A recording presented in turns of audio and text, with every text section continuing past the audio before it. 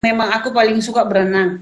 Nah, Nah, jadi pertama-tama tuh suamiku bilang, ih, nanti orang-orang kabur sekolah renang.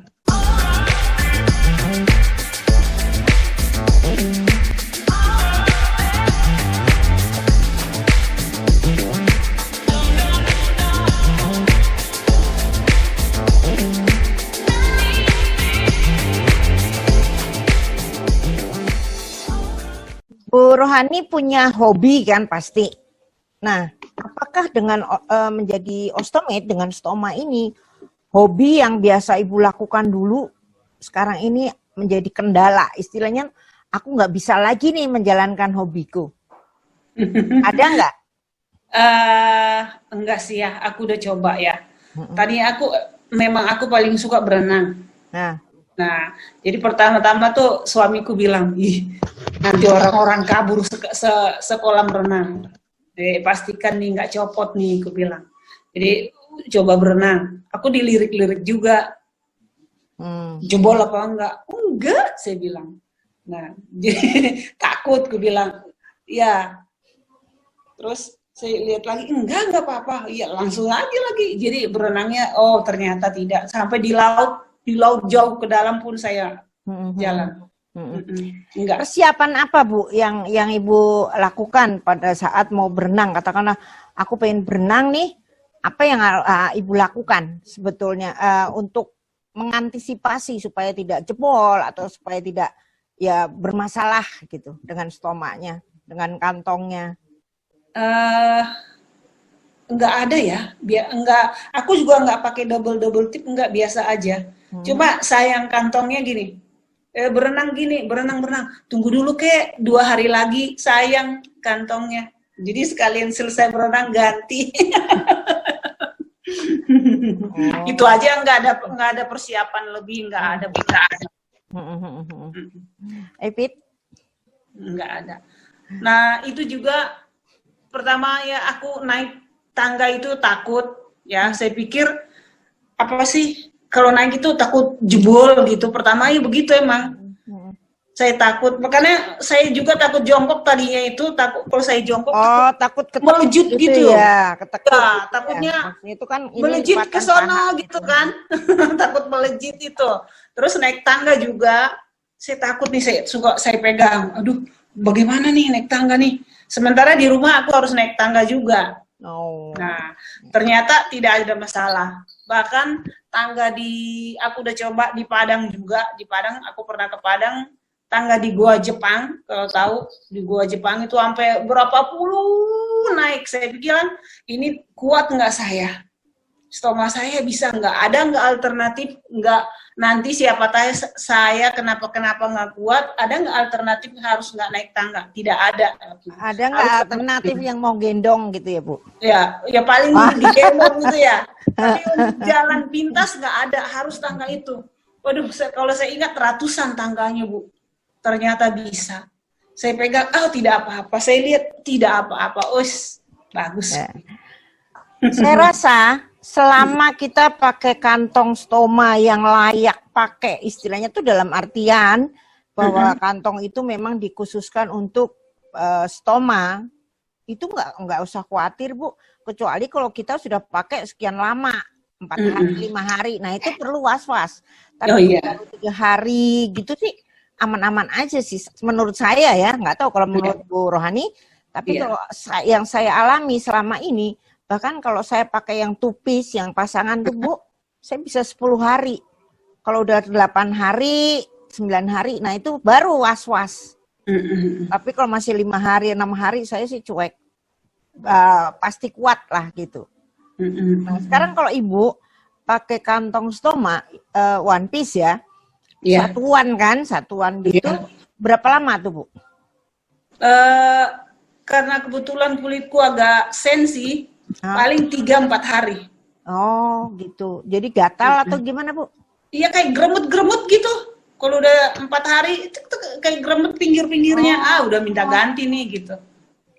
Jadi nggak nunggu sampai jebol gitu ya? Enggak. Kayak ada aja kayak gremet-gremet gitu loh Bu. Nggak nunggu jebol, udah 4 hari udah gantilah gitu. Oh, ya, ya, ya, ya, ya. Kemudian juga itu yang korset Bu Yuli, aku Mm-mm. bilang itu bagus banget, membantu banget. Mm-mm. Membantu banget kalau kita aktivitas, Iya. pakai itu nyaman. Ibu pakai korset yang berlubang atau Iya, yang berlubang kan? iya. Tapi kalau ibu pakai korset yang berlubang itu memang untuk nahan, di samping untuk nahan kekuatan kantong, satu yang nempel itu, tetapi yang kedua adalah untuk menghindari hernia. Cuman jangan sampai dengan pakai korset itu yang dialamin beda lagi, bukan hernia tapi prolaps. Jadi bisa dia keluar. Oh, Karena tidak ketahan. Makanya saya sampaikan bahwa saya pada saat pakai yang berlubang itu adalah pada saat baru pakai, pasang, ganti baru, itu untuk memperkuat, saya pakai itu. Tetapi kalau saya beraktivitas, saya akan pakai korset full. Jadi tapi enggak kejepit. enggak. Oh, Enggak. Jadi untuk nolong supaya tidak prolaps. Saya kebetulan stoma saya itu prolaps, Bu. Besar. Tadinya cuma 25, sekarang udah 45. Besar. Dan panjang. Tadinya cuma 2,5 cm kan, segini panjang keluar. Sekarang ini udah sampai hampir 7 cm. wah, Jadi kan panjang kan. Jadi saya untuk nahan itu, saya pakai korset yang full. Jadi supaya tidak bertambah panjang. tidak bertambah mancung gitu. Iya, nggak bertambah keluar gitu. Jadi kalau umpamanya untuk hernia memang bagus yang ada lubang itu. Terus Bu Yuli, kalau keluar, dia kan kalau tertutup semua. Kalau pas kita keluar gimana? Kebetulan saya selalu keluarnya kalau nggak pagi, buta, malam. Udah teratur ya Bu Kalau Yuli? siang, ya aktivitas siang saya selalu pakai korset itu, korset penuh gitu. Jadi supaya tidak, karena ada gerakan-gerakan atau saya melakukan kegiatan apa, saya harus nahan ini supaya tidak makin keluar. Kalau nggak saya tahan gitu, mungkin ini udah keluarnya lebih panjang lagi kali, nggak tahu saya itu. Oh, Jadi, bisa ya. terus satu hal lagi, Bu, kalau korset itu di mana-mana mau harga mahal sekalipun, pasti akan lama-lama akan kendor. Pasti lama-lama akan kendor. Makanya usahakan kita punya tidak hanya satu. Makanya saya sampai punya 3. Karena apa? Satu untuk itu, sewaktu-waktu aja yang ada lubang itu, sewaktu-waktu ganti aja kan, sementara. Paling saya pakai 1 jam, itu paling lama. Itu. Terus lepas. Nah, untuk kegiatan siang hari, saya banyak kegiatan siang. Nyapu, ngepel, nyuci, apa segala macam. Saya pakai korset yang full itu. Dan yang korset full itu saya nggak hanya 2, 3 kalau nggak salah saya punya. Saya malah takut pakai itu Bu Yuli. Ya. Saya pikir jadi ketutup gitu. Nggak apa-apa sih ketutup. Yang penting tidak terlalu kencang. Ini kan untuk nahan aja. Nah, untuk nahan jadi supaya tidak yang tadi saya sampaikan prolaps. Kalau udah keluar udah repot. Cari kantongnya harus ukuran besar. Aduh. Banyak macamnya gitu loh. Ya. Pipit. Pipit. Kemana dia? Halo, Pipit. Dia menghilang. Halo. Aduh, halo. Suaranya. Ya, ayo, Pit. Mana kau? Hilang suaranya. Hilang suaranya. Pit. Halo. Ah, itu ada. Ayo, Pit. Halo. Ya. Mungkin kalau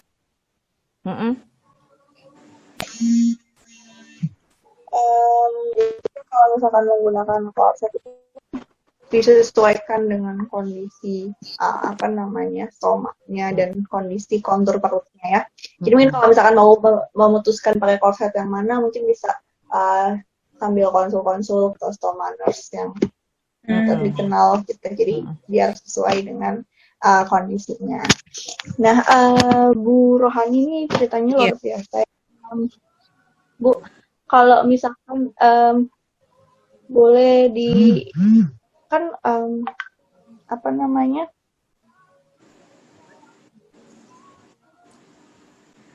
Kan Ibu ini ya menggunakan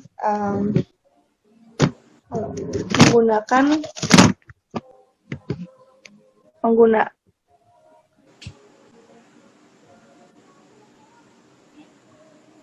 bisa terdengar suara saya? Kedengaran? Iya, dengar ya. Ya. Jadi kan Ibu selama ini menggunakan kantong itu kan 4 hari ya. Iya. Kalau misalkan apa namanya selama ini kalau misalkan apa namanya 4 hari pernah nggak sih Ibu mengalami yang namanya iritasi di kulit atau mungkin alergi pada suatu produk gitu? Oh, aku pernah iritasi. Nah, itu juga karena ketidaktahuan. Ya, jadi sekitar stoma saya itu kayak ada brundul-brundul merah gitu. Dan sampai apa sih kantongnya itu nggak bisa nempel.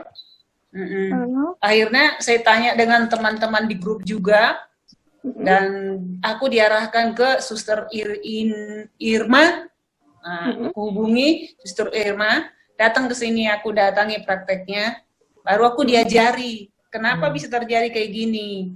Nah, satu itu tadi, aku takut menggosoknya. Jadi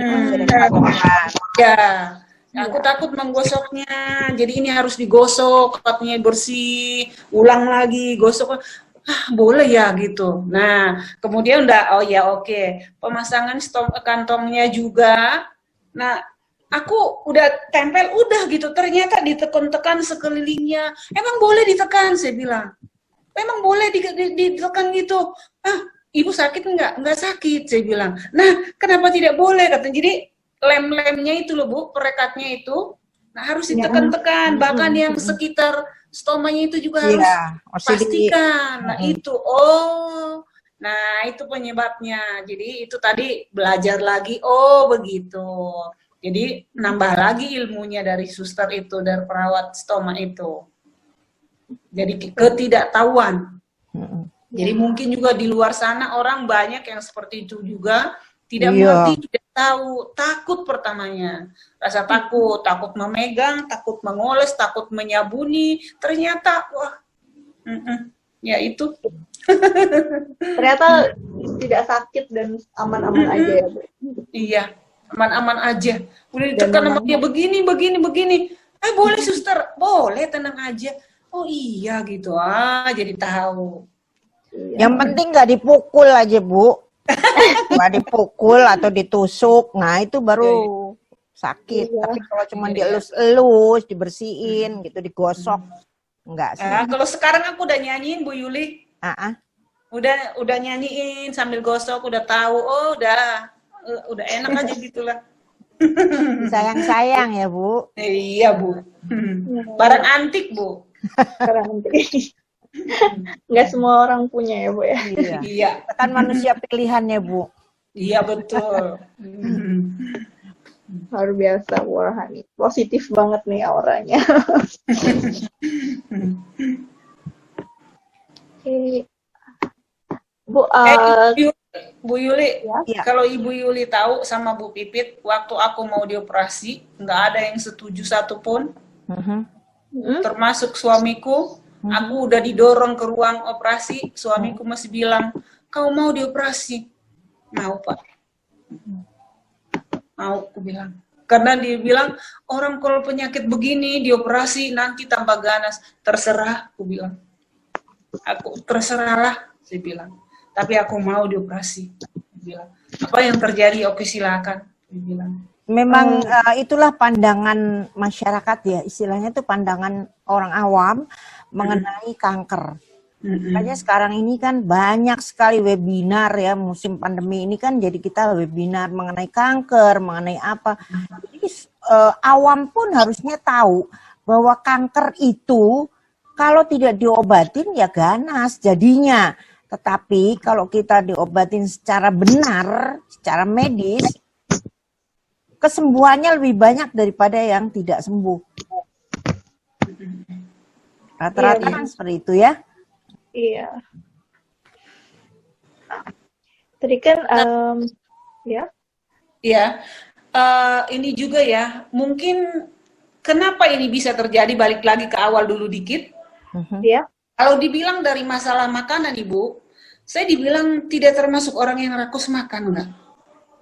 Maksudnya tuh entah jajan di luar atau makanan ini enggak loh, Bu. Bahkan mie saya belum tentu setahun sekali ketemu. Makanan yang diawetkan, Ibu. Iya, contohnya mie lah ya, Indomie belum tentu setahun sekali. Ya, kita nggak bicara Indomie memang. Iya. Contohnya ya, makanan yang diawet, kalau itu yang ada. diawet itu apa gitu, sengaja dimakan nggak pernah. Ikan asin.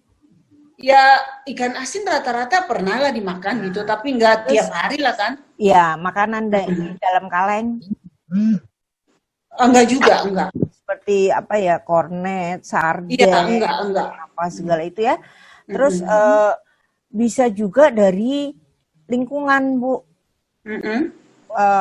Saya tidak terlalu yakin ya istilahnya tuh, karena ada yang menyebutkan di pada saat webinar itu disebutkan bahwa 35% penyebab kanker adalah dari luar. Jadi maksudnya itu dari lingkungan. Bisa asap. Asap rokok, asap motor, asap kendaraan bermotor gitu ya. Itu yang kita hirup itu bisa jadi penyebab kanker. Itu sekitar 35% kalau nggak salah.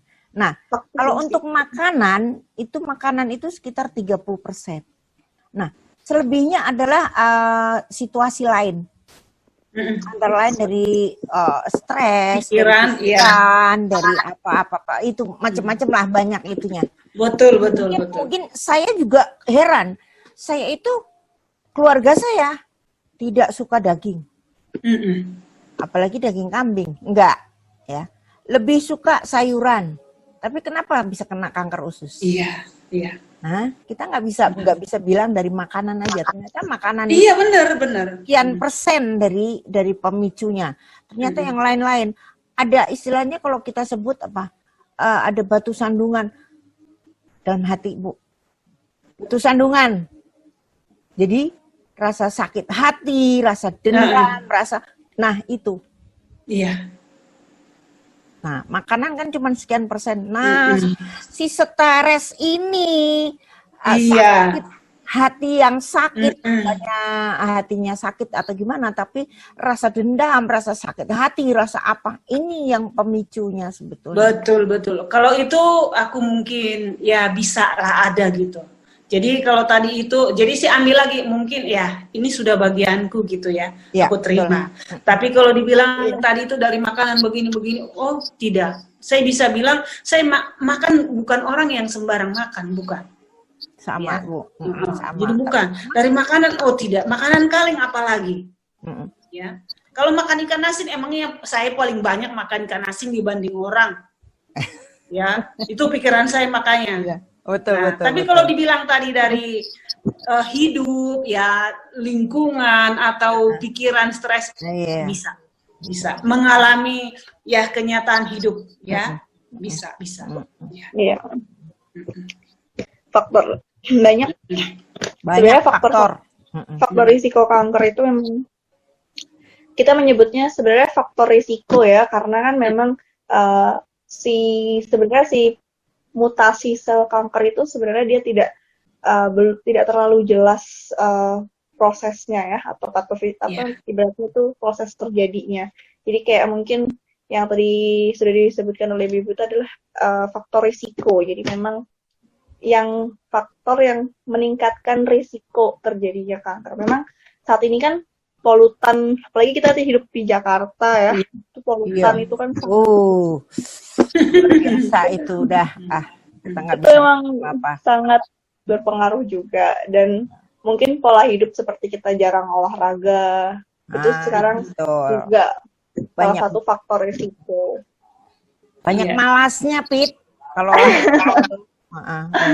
banyak malasnya. Sekarang aktivitas Bu Rohani seperti apa, Bu? Aktivitas saya masih biasa normal. Cuma ya sekarang masih PJJ kan. Belajar dari rumah. Dia belajar Iya, dari rumah. belajar jarak jauh. Iya. Yang potang-panting kan mamah-mamanya itu yang di rumah. Kalau di sekolah kan satu guru satu mata pelajaran. Nah kalau di rumah satu mama, kalau anaknya satu, anaknya Iya, tiga. kalau anaknya satu. Nah, Iya. terus mata pelajaran berapa banyak itu harus dikuasai. Iya, betul. Repot banget. Jadi, Repot. Iya benar. Cepatlah ini pandemi berlalu. amin. Doanya Amin. kita ya. Iya. Bu Rohani boleh bercerita nggak? Sekarang kan mungkin setelah pernah kena kanker ya, penyintas ya, survivor. Pola hidup yang Ibu rubah tuh ada nggak? Misalkan pola hidup Ibu sekarang seperti apa? Bisa berbagi dengan kita pola hidup yang dijalani. Pola hidup itu saya tetap berusaha ya, setiap hari berusaha, setiap hari hanya usaha yang bisa. Ya pola makan tentunya dikurangin, yang gorengan itu tadi udah dikurangi, termasuk karena usia juga. Ya diperbanyak makan buah, katanya saya perbanyak makan buah. Nah, kurangin makan daging, kurangin makan daging itu. Olahraga ya saya perbanyak lah di rumah, jalan depan belakang, nah gitu. Kalau nggak sempat keluar ya di rumah aja lah, depan belakang samping kiri kanan udah itu. Kemudian yang paling susah itu hati, katanya harus selalu gembira. Nah itulah mengubah, itulah tiap hari harus dirubah, tiap hari. Ya, tuh Gimana mau gembira ya Bu? Iya. Pandemi di rumah nggak ada uang, waduh, gimana mau gembira? Gimana mau gembira Bu, anak-anak ngerjain tugas Bu. Iya. Anak-anak mana tugasnya? HP-nya dibawa katanya. HP-nya gantian katanya. Tunggu bapak saya pulang katanya. Aduh, gini lagi. Iyalah gitu kita aja. harus maklum sih Bu. Masalahnya ya kita sih memang belajar jarak jauh. Kalau yang mampu, masing-masing anak punya HP. Ya. Nah kalau enggak, anak tiga, masa tiga-tiganya mau pakai HP semua? Betul. Kadang bentrok tiga-tigaan jamnya. Waduh, udah itu yang paling kalang kabut betulan. Iya, betul. Tiga itu sekolah semua. Jadi rebutan istilahnya. Kalau yang kita usahakan aja supaya senang gitu, walaupun senang itu susah dan mahal. Iya, Ibu ada tips nggak biar yang biasanya Ibu lakukan untuk meningkatkan moodnya biar happy terus? Yang biasanya Ibu lakukan. Gimana ya? Di grup ya Bu? Iya. Itu bercanda di grup. Iya, bercanda di grup, iya benar. Jadi ya ada juga begini, ada mengadakan rasa masa bodoh. Jadi jangan terlalu dibawa di hati semua. Ya udah, kerjakan yang bisa, ya jangan dipikirin gitu loh. Tapi lakukan gitu. Bagaimana nanti gitu aja lah. Iya. Emang harus masa bodoh itu perlu juga ya Bu, kadang-kadang di suatu fase. Iya. Tapi di bidang apa juga gitu kan? Di bidang apa dulu? Iya. Nah, Ibu Rohani, barangkali ada tips atau pesan buat para ostomid yang baru. Kan banyak nih ostomid baru. Saya nggak terlalu ini ya, di grup-grup itu kan Ibu tahu sendiri. Mungkin saya nggak terlalu banyak komen, bukan apa-apa, tapi memang mereka mungkin lebih tahu kondisi masing-masing gitu ya. Nah sekarang kalau menurut Bu Rohani, bagaimana tipsnya untuk para ostomid yang baru ini? Satu ya, supaya jangan seperti saya, kebodohan, nggak mengerti dunia luar, terutama masalah ostomed dulu. Ya kita banyak tanya, bukalah itu sekarang udah ada Google dan sebagainya. Dulu saya nggak buka-buka itu. Sekalipun saya buka Google, saya nggak pernah ketemu itu gitu. Saya nggak pernah buka itu. Kebetulan yang dibuka bukan itu kali, bukan masalah Iya, jadi nggak dibuka tahu yang kan. lain. Nah, itu dia. Mestinya Iya. komik gitu ya. Nah, terus Jadi jangan malulah bertanya, jangan malu menyampaikan sesuatu. Kemudian dengan pendapat orang juga atau pengalaman orang belum tentu itu pas di kita. betul. Belum tentu. Jadi kita hanya lihat, kitalah yang tahu diri kita sendiri. Jadi dokter kita buat diri sendiri. Iya, tapi pengalaman dari luar, tetapi kitalah yang menentukan, yang tahu situasi kita sendiri. Yap. Ya benar banget tuh. Kita adalah dokter untuk diri kita sendiri ya, karena kita yang paling dekat dengan kita, diri kita juga. Iya. Yang paling tahu dengan kondisi kita. Iya. Luar biasa sekali Ibu Rohani sharingnya. Bu Pipit. Terima kasih banyak nih, sudah banyak menginspirasi kita ya. Saya juga ikut terinspirasi nih bahwa kita tuh harus stay positif apapun kondisinya ya Bu ya. Semoga pengalaman Bu Rohani ini bisa menginspirasi sahabat-sahabat Ostomed yang ada di luar sana yang mungkin saat ini sedang mengalami kondisi yang maksudnya masih mulai beradaptasi lagi dengan stomanya. Bahwa Pit, boleh satu lagi Pit? Iya. Begini. Selama ini Bu Rohani tadi bicara mengenai apa kantong ya. Kantongnya itu dapat seperti kantong plastik itu yang pakai double tip. Setelah itu Ibu dapat dari mana? Atau Ibu beli atau bagaimana? Aku masih beli itu belinya di Pramuka kan. Cuma udah tahu jenisnya. Udah tahu jenisnya. Oh, ada selain itu. Tadinya saya pikir hanya yang seperti itu.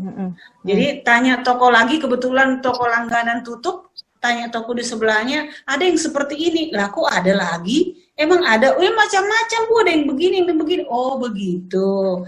Nah, kemudian saya dapat lagi dari grup bahwa kita bisa dapat kantong, dapat bantuan kantong juga dari YKI. Nah, saya udah lakukan itu juga.